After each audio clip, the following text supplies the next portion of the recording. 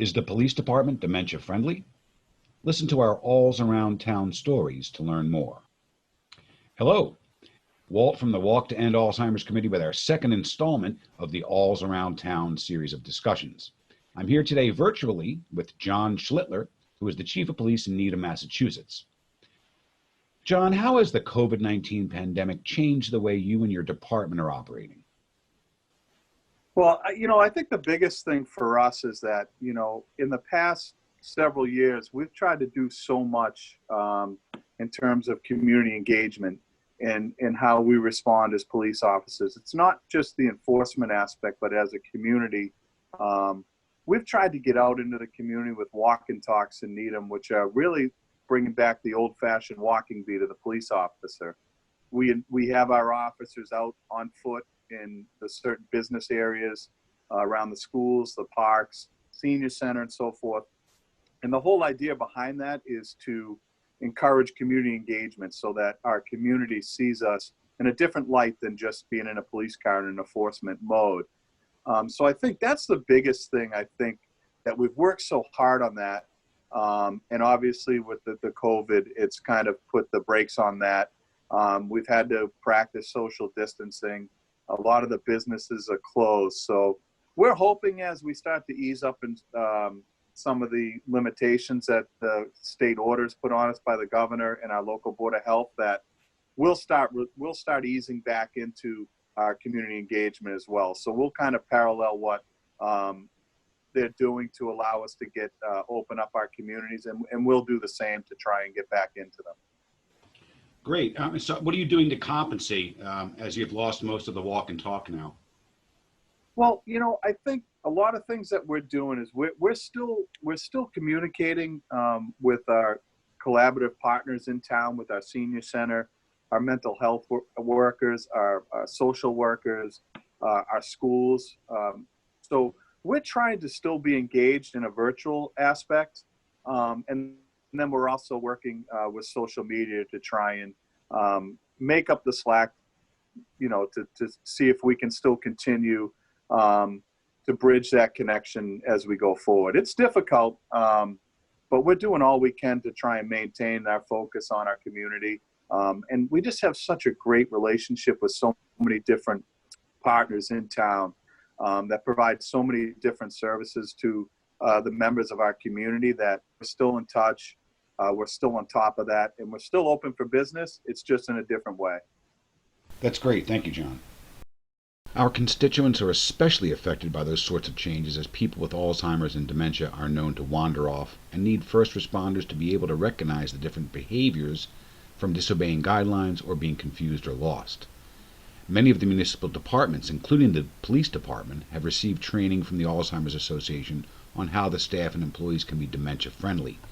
Can you tell us a little bit about the benefits of your department being trained, and what changes the training helped you make in how you deal with residents battling Alzheimer's and dementia?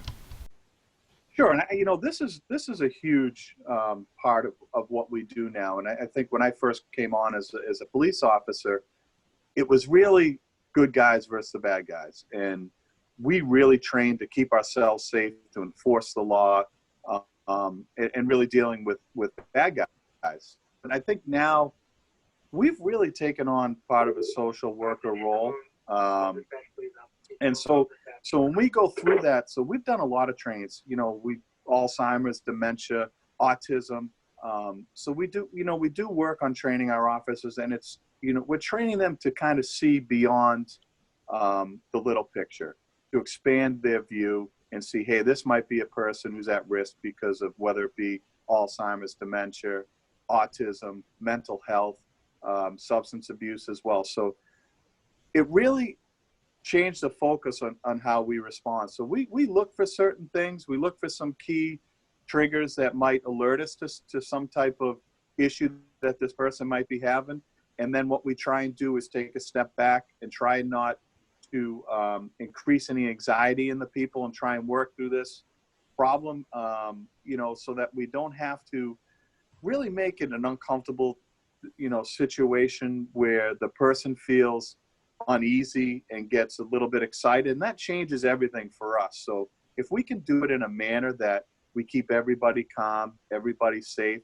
If it takes us an hour, we'll do it. If it takes us 10 minutes, we'll do it. But we approach it a lot differently. And, we do train our officers. They're looking for medical alert tags. They're looking for identification or any other type of keys or clues that might indicate that there is an issue. That's really wonderful, John. That's great. The town of Needham's been a fantastic supporter of the Alzheimer's Association. Needham celebrates Going Purple in the summer. Parking meters are decorated. The local businesses participate. Will the police be wearing purple badges this year, John? Well, it's funny, when I saw that question, we had this conversation with my command staff probably a month or so before the COVID crisis hit. And we talked about developing patches or, ribbons or badges for different types of awareness, whether it be dementia, Alzheimer's, autism, domestic violence, cancer awareness.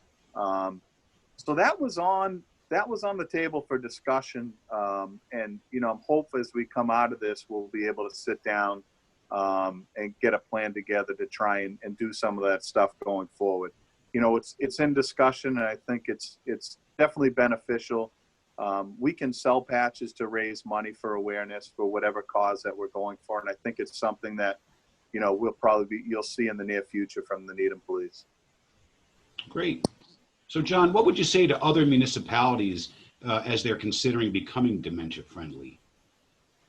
Well, I'll tell you, there's never enough training that you can take or awareness for a particular cause that can help your officers interact with people who are feeling some of the effects of these diseases. And it makes it for a better situation, a safe situation, not only for the people that are affected, but also for our officers.